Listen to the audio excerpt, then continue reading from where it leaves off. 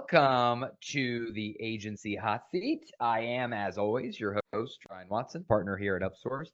Today, I am joined by a very special guest. If you are watching, I guarantee you recognize his face. Logan Lyles, formerly of the Agency Life podcast, currently of a new, very exciting endeavor. And I don't want to steal any of Logan's thunder. So, Logan, say hey, introduce yourself quickly. What are you up to? You could never steal my thunder, Ryan. Good to be recording with you again. Great Yes, to be sir. live. Those who know me know I'm a perennial podcast host. Got a new one in the works that we were just talking about before we went live, but live streaming is always fun as well. So I Great. recently made the move back into agency life myself. Took on a new role as director of growth at Business Builders.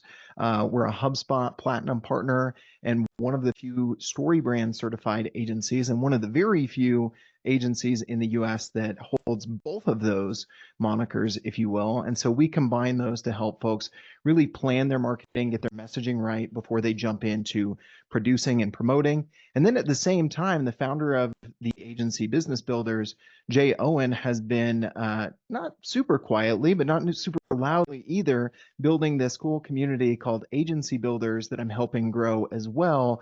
That includes free Slack community, some masterminds that we're getting ready to launch, and a forthcoming podcast. So I am living agency life and trying to document the journey ongoing with that community while we're building the agency at the same time.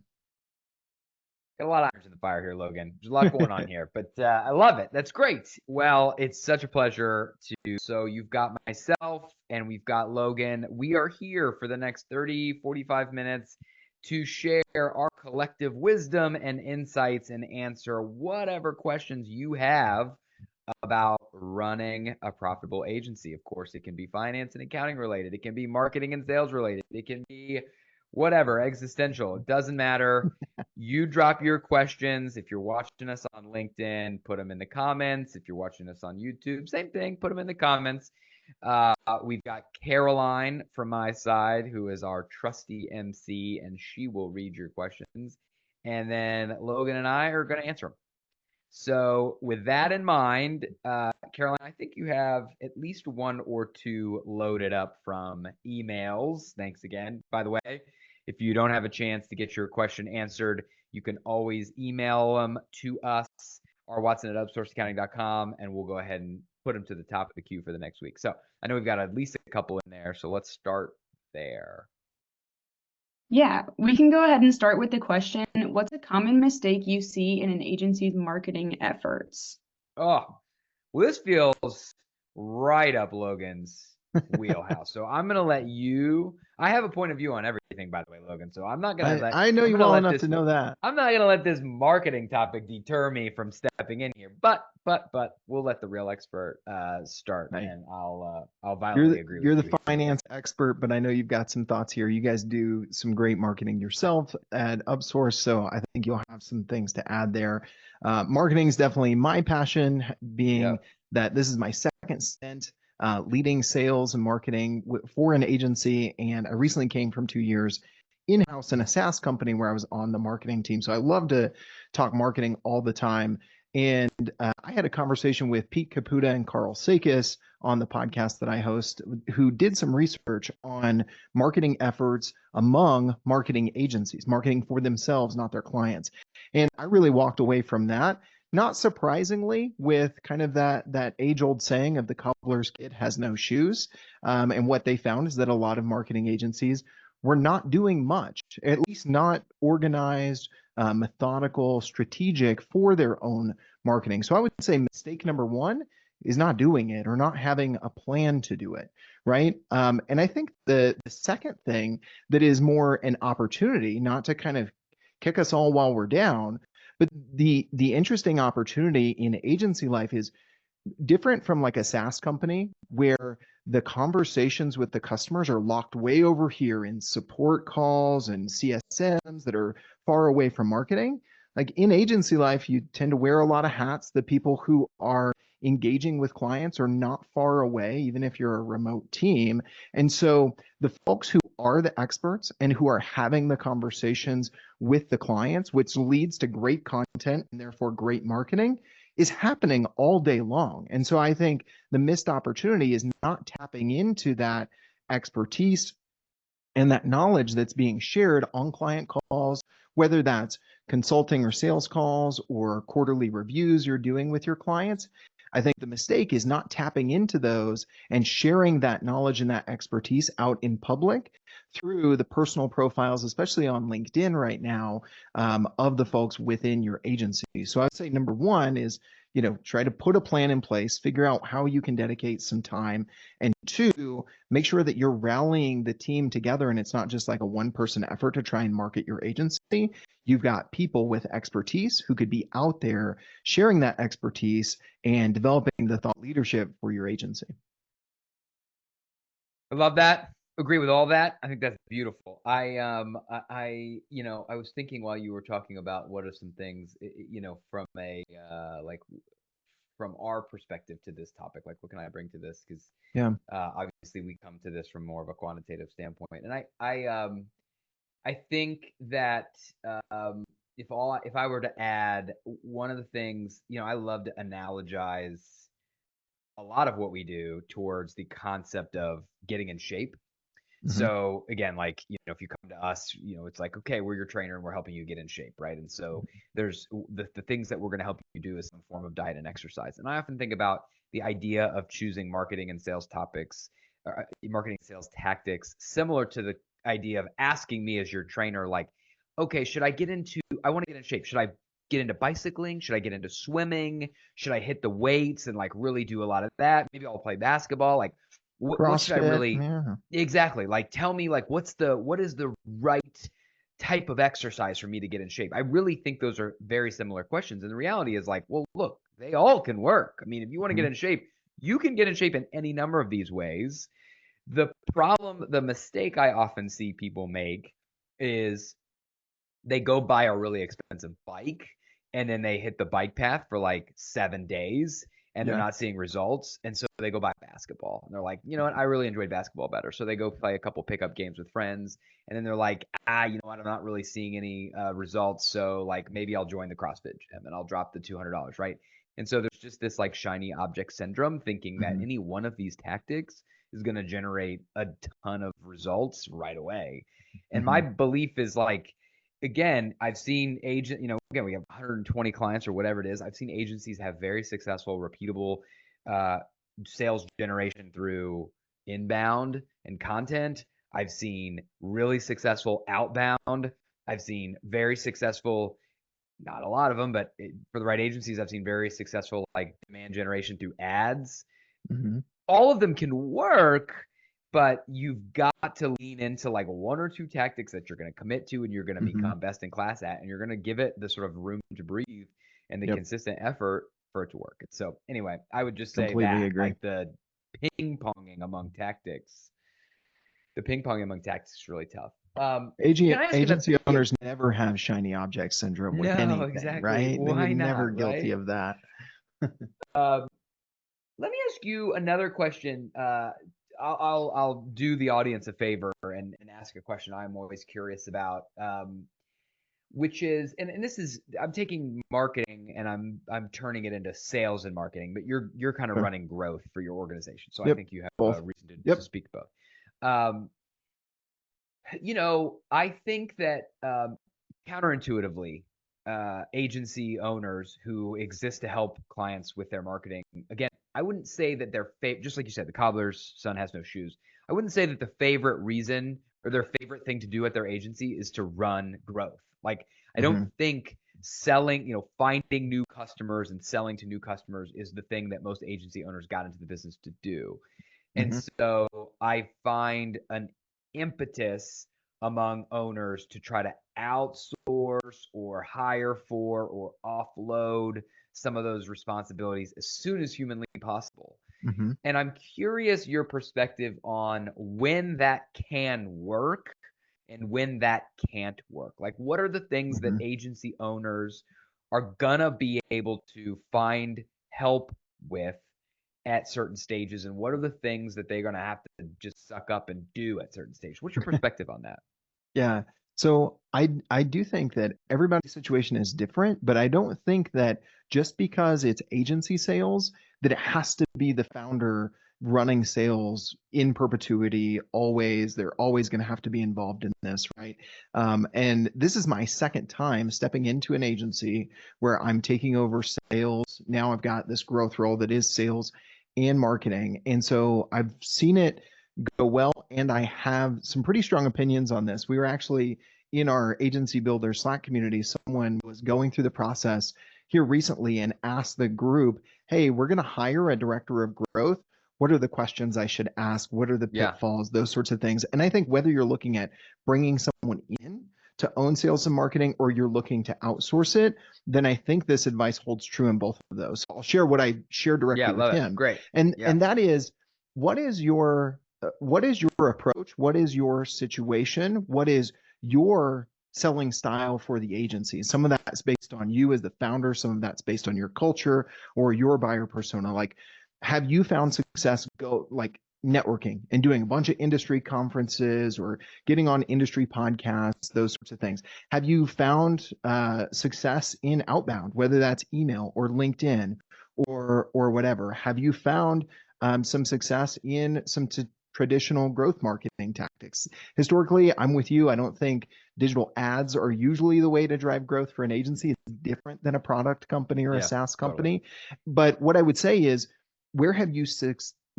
you historically found success in sales, and make sure that whether you're outsourcing it or you're making a biz dev hire to bring someone in as a director of biz dev or growth, make sure that those line up. Make sure that the experience of that outsourced person or agency or the person you're looking to hire, that their experience and their skill set match up. Because I've been in sales and marketing for a long time, been in different situations. Some worked better than others. I've hired salespeople. And to give you an example, I was in charge of building a sales team in a space where we were heavily reliant on salespeople eating what they killed. You were cold calling in person or on the phone. It was a lot of generating your own demand. And I hired a guy who was really well spoken, great salesperson, great track record, had sold some great products. But guess what? He didn't succeed. Maybe some of that was on my leadership and management, but I think it was an overall kind of this fit of sales approach and sales scenario where his sales experience didn't match with the sales situation we were trying to put him into. And so I think the same is true if you're looking to outsource or bring in someone to lead biz dev for your agency. So make sure that you're matching up how you have historically sold and want to with the talent that you're putting in that role. Well, and you said something that I think is really interesting. Then we can go to more audience questions. I know this isn't about me; it's about them. But you said something very interesting, which was you implied a thing. I just want to say out loud. Like, I like the idea of that you said, "Hey, find the thing that you figured out that works. Like, you have a tactic that you have some consistent success with. Replace yourself with somebody else who has that same skill set." I think that makes perfect sense. And that kind of speaks to the stage at which you're ready to do that, which is when you have a tactic that you have found some good success with. In my experience, I think I often, and I have also seen that work, but I've also seen agency owners who have not really found a tactic that can repeat with any frequency that works, right? They're here through, just sort of friends and family, former clients that they worked with, some referrals, some outbound. You know how that goes. Like you've got that kind of early bolus, right? But there's nothing that you've been able to do that you figured out like over a course of a period of time, this tactic can work. And if you haven't figured it out, it's really difficult to hire somebody else to come in and figure that out from scratch. That's a really hard hire to make. Yeah. Okay. All right. Next question. Caroline, what do we got? Yeah, so our next question is, how do you stop the client over-servicing problem? Client over-servicing problem. Oh, okay. Yeah, like so I'm going out of scope or I'm lots of scope creep. Scope creep, generating poor margins. Okay. Well, I mean, again, I obviously have very strong opinions about this, but you come from Teamwork, who is, I bet you thought about this stuff all day, every day. So I'm going to let you take the first crack at it. Yeah, I even got the chance to work on a fun ad campaign called The Client, where we kind of poked fun at the maniacal villain who just kind of relished scope creep and going over Uh-huh. budget and kind of pushing Love The his Client, by the agency way. to the nth What a degree. what a Yeah, campaign. It was I'm sure amazing. you guys could relate to that too as well. 1,000%. Yeah, look, we're an agency too, after all, right? We Professional may not be services doing is marketing. Yeah, professional it's services. Yeah. professional services. Yeah. Yeah.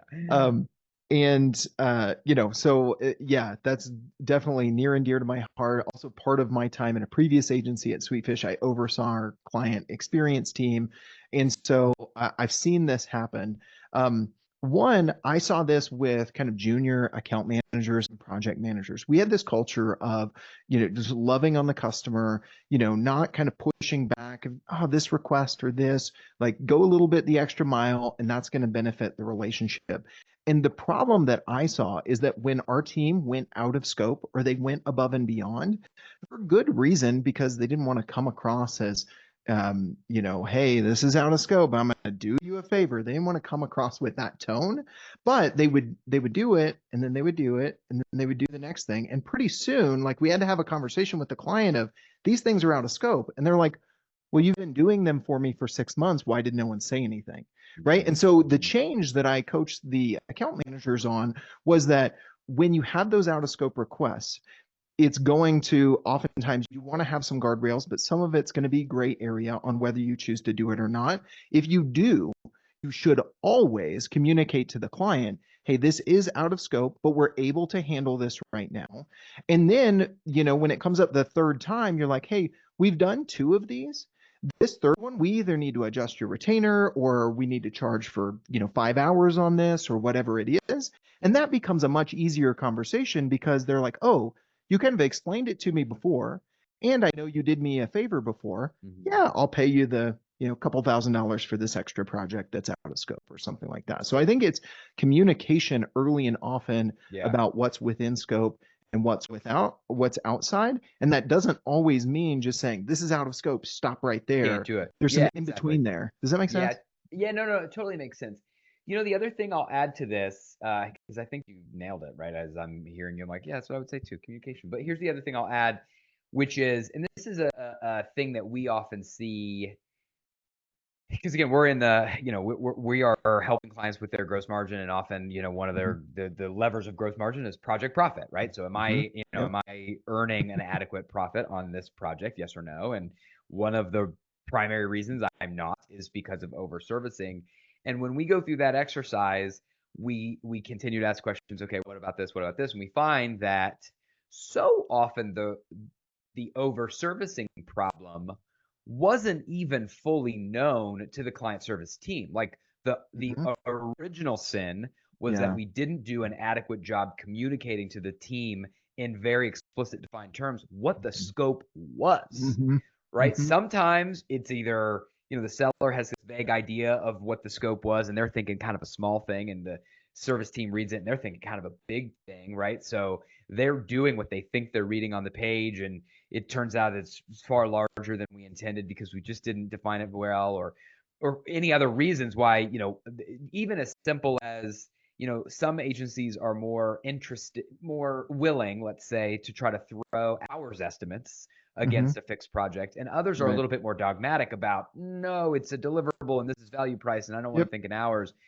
And I get it, but also, like, well, when we're not willing to put that kind of a number to the work, it's very difficult for your service team to have a mechanism for knowing, am I over servicing or not? Am I doing more than you had in mind? Yes or no?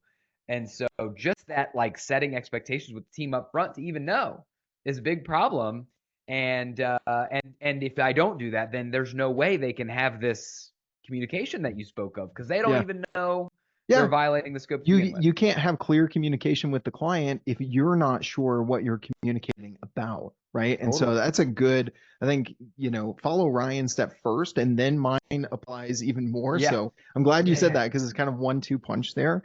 The other thing I'll say there, this came up in a podcast episode I did with my friend Max Trailer, and he was talking about the kind of the lowest common denominator that you are executing for a client oftentimes becomes what you're known for. So for instance, he was like, I was working on marketing consulting with clients, but then I started, doing some social strategy, and then I started writing the tweets themselves for their Twitter account. And then he was like, pretty soon I was Max, the guy who writes our tweets, right? He wasn't this strategic partner with their overall marketing and growth strategy. And so I think That's oftentimes fascinating. as agencies, we get in this hurry to get people into a retainer because we've been told that's the path to recurring revenue and profitability. And there's truth in that. But I think that there's power in what I've heard called a bridge offer. So one of the things we did at Business Builders was, we started really by building websites back in the day when it was just Jay and kind of the early team. And he'll tell you, people would come to us, say, hey, we want a website. Sweet. Here's a quote for the website. All right, that's great. Fits our budget. Let's sign up. We'll start building the website. And we're like, well, what do you want us to put on it? And then they start giving us stuff. And Yeah. one, that's not a great way to build a website, because we always say that design builds trust, but words are what sell. So we need to put Yeah. time into the words.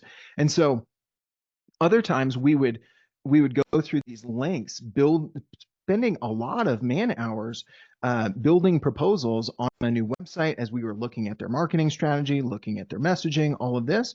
Well, we actually put a price tag to that and said, hey, how about we start with what we call a marketing blueprint, where we spend a half day getting your messaging right. Out of that, we'll come out with a website wireframe and a marketing plan and those sorts of things. But we're going to have this one project. And so I think some agencies are maybe afraid to do that because that's the work that they've Yeah. typically given away for free.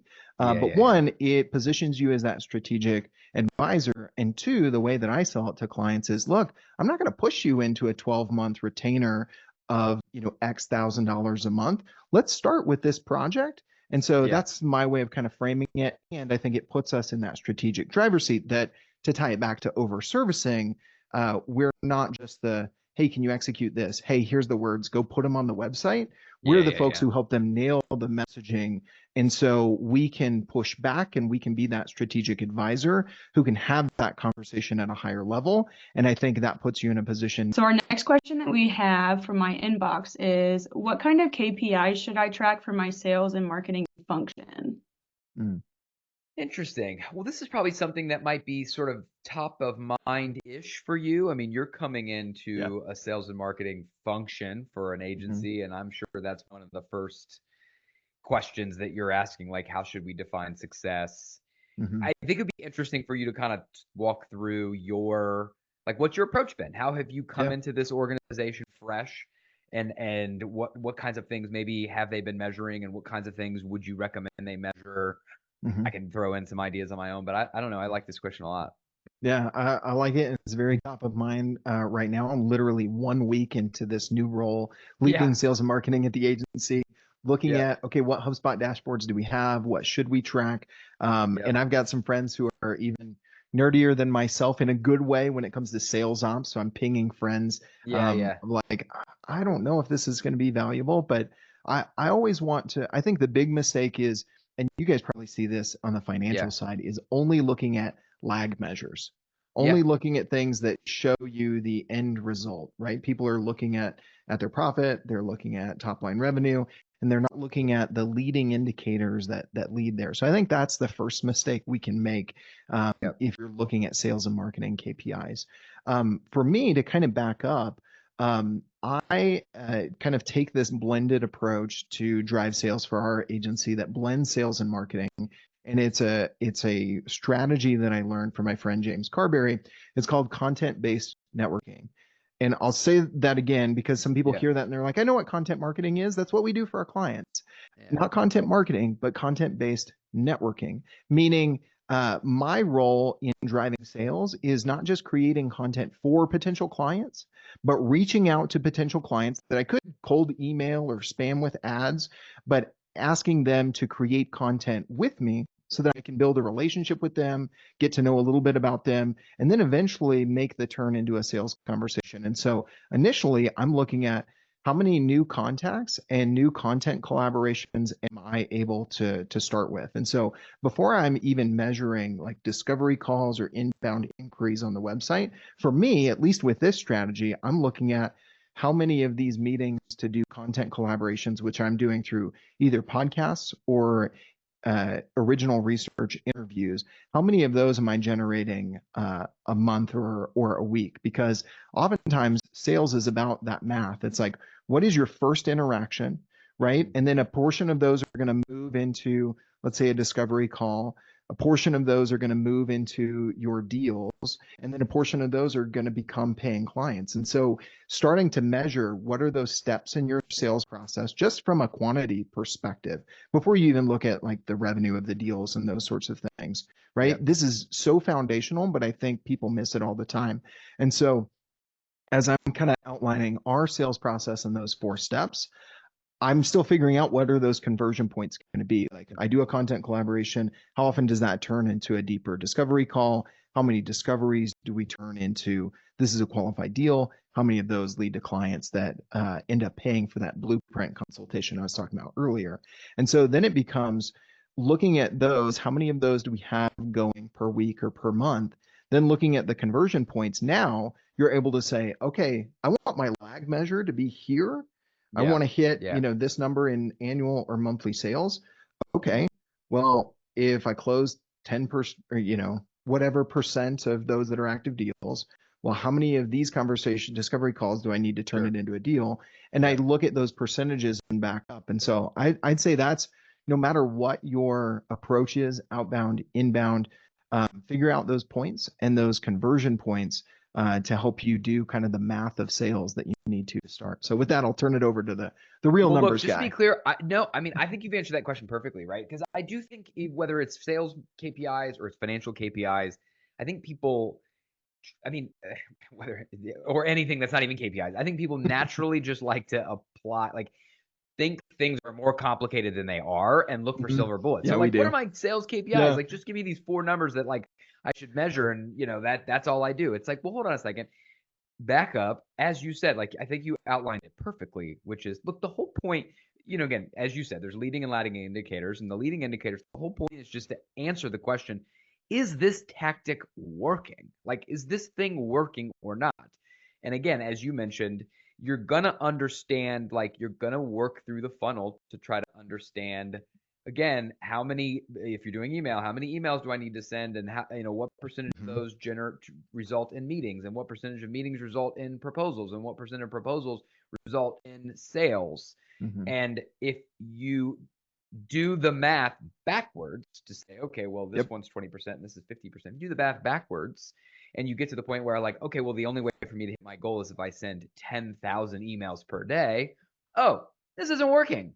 The thing isn't working, right? And so Yeah. I've got to go through, and the point of the metric is just to help me understand, like, where in the funnel am I not Yep. having success?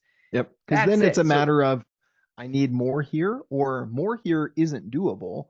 it's, So yeah, I need to exactly. change something about the process or the tactic. I got to convert better, or I may even eventually realize there's just not a good fit between this tactic and my Yeah, skill sets and interests exactly. and whatever else, right? Yeah, back to And what we were talking about so, earlier. Perfect. yeah, like, so it's just that it's just that simple. It's just a matter of at what stage is this working and is this feasible? And then, the only other thing that from a like, don't get me wrong, there's all kinds of sales and marketing KPIs that we will work with for a particular client, but it is Mhm. highly driven by the tactics that work for them, right? Philosophically, we are always going to care about sales and marketing efficiency. So we're Mhm. always going to understand, okay, look, let's just say that I'm a business and I spend money on sales and marketing to generate new logos, right? Like, let's just say that, in a given year, some of my revenue is going to come from my client success team renewing existing work. And some of my revenue is going to come from a growth or a business development team that's going to go get me new logos. Okay, great. First of all, bifurcating between those two things is a very important concept. I will. I just have a very strong point of view that if you're the kind of agency, and we certainly know plenty, where 100% of your revenue is coming through growth and acquiring new logos, I think you're going to have a very hard time scaling past 3 or 4 million in revenue. I don't know that I've ever seen it. Like, you need to find a way to retain revenue. It does not mean you have to have a retainer. It does not mean you have to have purely recurring revenue, but you've got to find a way to have clients that you can continue to work with over time. Anyway, so you've got to ask yourself, all right, so my growth person, are they on the hook for total revenue, or are they on the hook for new revenue? And if the answer is new revenue, okay, great. So I'm spending this amount of money to go get this. And when I go get this, being new revenue, how long do I keep it? What's it worth it? What's it worth to me, right? And then I've got to just do the math to understand. And you'll hear terms like cost of acquisition divided by LTV, right? Those kinds of things. But forget about I don't want to talk in fraction terms. I just want to talk about like the concept. What does it cost me to go get a customer, new customer? And what is a new customer worth to me? And is that ratio, does that work? So that's sales efficiency. I've got to have that as part of my sales and marketing KPIs. And everything else is going to be very situational, very specific to the tactics and the strategy. That's my 2 cents. Cool. It's worth more than 2 cents, that's for sure. There we go. At least a nickel. So Caroline, what else? We're getting a little bit close. I know we probably have time for maybe like one more good one. So don't let anybody who submitted a question, don't let her choice be an indictment on the quality of your question. But we'll definitely get to one. But yeah, what do you got, Caroline? Yeah, so I've got this one in my inbox so we're going to start offering a 401k match program to our employees. One question that has come up is, what should the vesting period be? Like, what's your opinion on period of time and structure? And are there any other things we should consider as we set this up? This one's definitely over to you and your wheelhouse, Logan, Ryan. this is yours. This is you teed up. No, I understand. Well, I'm going to also caveat by saying I'm going to answer this question, and it's going to be valuable. But I'm going to caveat by saying I'm not like an ERISA expert or a retirement plan expert. So I'll answer this in a little bit more generalities. But here's what I will tell you. If you're setting up a 401k plan match, you should set up a safe harbor plan. So if you're new to 401ks, there is, you have a lot of flexibility with regard to how you want to set it up. One of your choices is vesting, right? So, well, first of all, one of your choices is making a match. You don't have to make a match. You can just set up a plan and people can contribute. You can choose to match. You can choose how much to match, up to what amount you want to match, right? You can match 100% up to 4%. 50% up to 8%, whatever. Like, you have endless flexibility there. I'm going to complicate things further by saying you can add a profit sharing. Anyway, so you have a lot of flexibility with regard to how you handle it. And then when you make a match, right, a contribution on behalf of the clients, by the way, you can also just give them money and not even match. Anyway, once you give them money, you have the flexibility to determine how that money vests. And for those of you listening, if you're not quite sure what that means, it just means, at what point does the client get to, or does your employee get to keep it if they were to leave your company? Vesting requires a certain amount of tenure in order for that money to become theirs. And in the meantime, it's just kind of locked up in purgatory. And if they leave, it eventually comes back to you if it's unvested. Anyway, so you have a lot of choices. And then there's this concept of safe harbor versus not safe harbor. And the reason that this concept exists is because you can imagine when you're creating this plan that has these tax benefits, there's all kinds of incentives for the business to say, all right, I'm going to create a plan, and that plan is going to provide for a 100% match for my partners and no match for anybody else. And I'm just going to like use this as kind of a backdoor way for me as the owner to shield my income from a bunch of taxes. Well, ERISA, federal government, they're smarter than that. And so they've created discrimination testing. It's this mechanism to make sure that you don't do that, or you don't, I mean, certainly like the most egregious is you're doing it just for the partners, but it mostly ensures that you don't discriminate in favor of highly compensated employees at the cost of non-highly compensated employees. And so every year you have this discrimination test. And by the way, if and you may not be intentionally doing this, but if highly compensated employees are participating disproportionately greater than non-highly compensated employees, then you fail this discrimination testing and you have to give some of the money back that you intended to give to these highly compensated employees. In some cases, you may have to give their own money back. Like, you have to say, oh, you can't contribute as much as you thought you could because not everybody's participating. The way you prevent this, and it's a quagmire, okay? It's not worth it. The way you prevent that is you opt into a safe harbor plan. Okay, and there are specific requirements. I think there's a couple of options, and I'm not going to tell you what the criteria is because I don't know off the top of my head. But the short answer is you have to opt into a safe harbor plan, and it requires that you match a certain minimum, and I think it requires a certain type of vesting as well. And so I would just say do that because the alternative is not worth it. I understand there's a lot of benefits to creating a longer vesting period and there's incentives and all that kind of stuff. I'm just going to tell you right now, don't bother. Do a safe harbor plan and save yourself a bunch of heartache. Okay. That's my answer. A long-winded way of saying do a safe harbor. Okay. Caroline, My I'm sorry. follow-up is listen to Ryan's advice because that's not my Perfect. area. So That's good. Okay. There was one more question. I know I said that was our last question, but we had another one come in under the and so under the buzzer. Caroline, read Yeah. it. What do we got?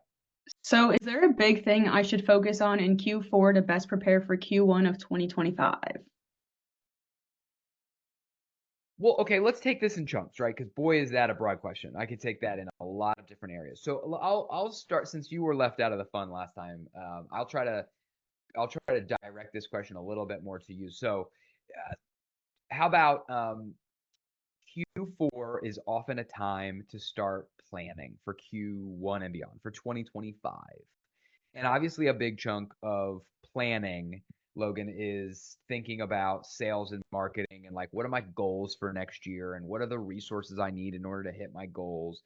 Do you have any best practices, things you think work, whether it's timing, things you want to think about, watch out?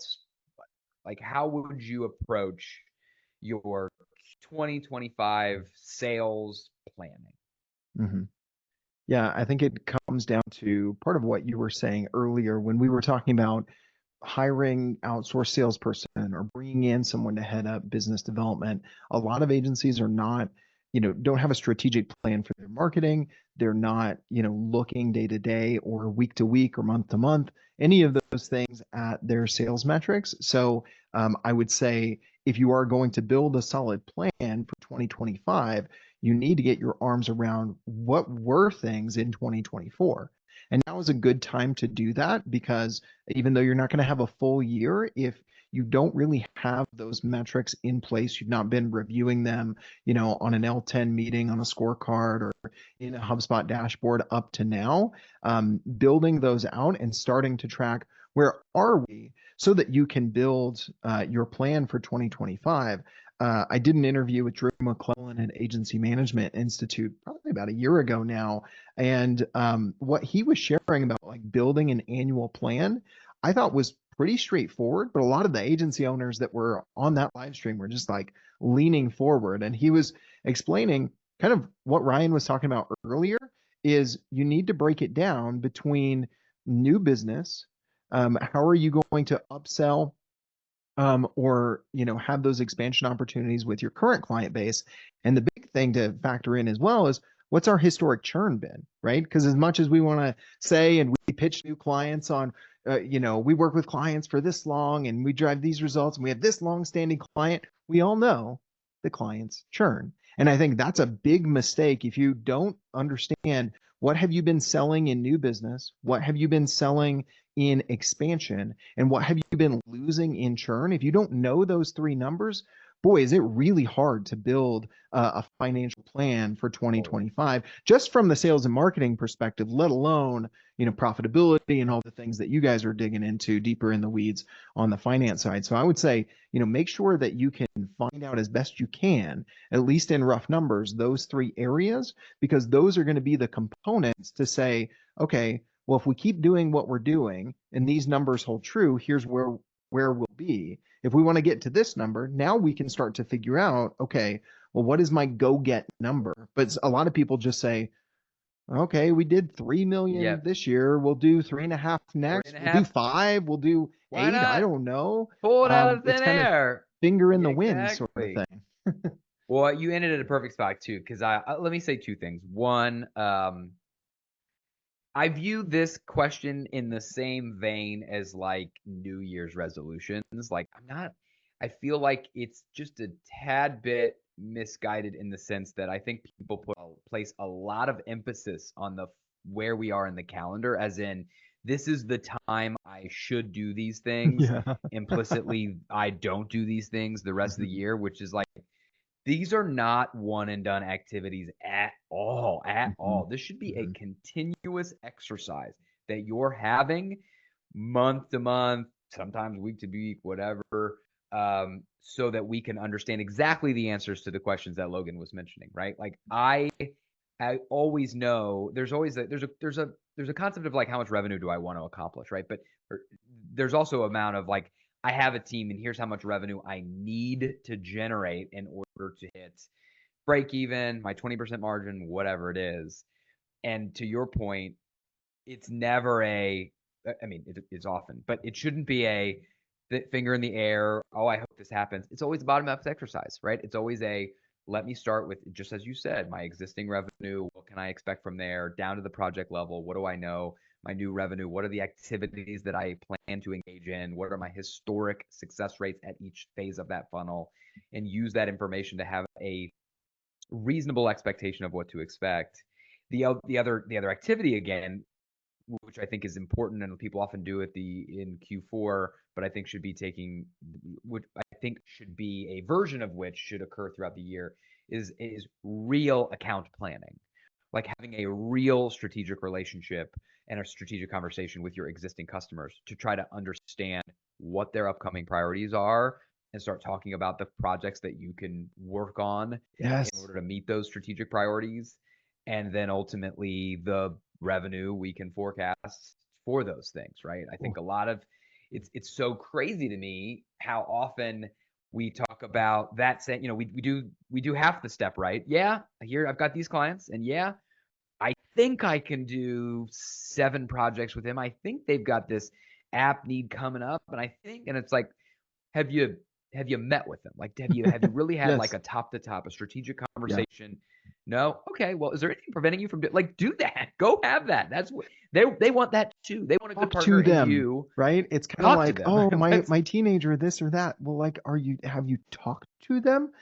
It's the same There, principle applies here. it's like it's almost like I feel like I shouldn't ask. I seem needy. Hmm. I don't want to bother them with Yep. no. They want your help. You want Hmm. to give your help. Let's just be adults about this. They're doing the Yeah. same thing to their customers. So Yeah. that's obviously a step. This is a good time of year to do it. But again, I think having that kind of relationship, you're not gonna have a summit every quarter or whatever, but having that kind of relationship where you're having those ongoing Hmm. conversations is important. So anyway, Yep. Love it. all right, cool.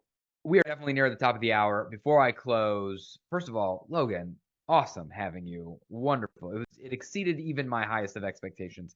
Um, for the folks who have felt like I have and have really enjoyed your insights and are yearning for more, Logan, where can they find you? What are the different ways they can engage with you and your new venture, Agency Builders? Yeah. Absolutely. So I'll give you 3 things. Easiest way to stay connected with me is look me up on LinkedIn. My last name spelled Lyles. I'm pretty easy to find. I might be the only Logan Lyles on LinkedIn. Second thing, I'm very excited. What kind of grew from the grassroots bottom up, we're doing our 3rd or 4th annual. Jay will, follow me for not remembering that, but we do an annual retreat called the Agency Builders Retreat in Florida in March. We're selling early bird tickets to that. About 100 agency owners come together, great breakout sessions, great food. March is a great time to go south. It's in St. Augustine, Florida. And so you can learn more at agencybuilders.com/ticket. I think Caroline's got a link she'll drop in the chat as well.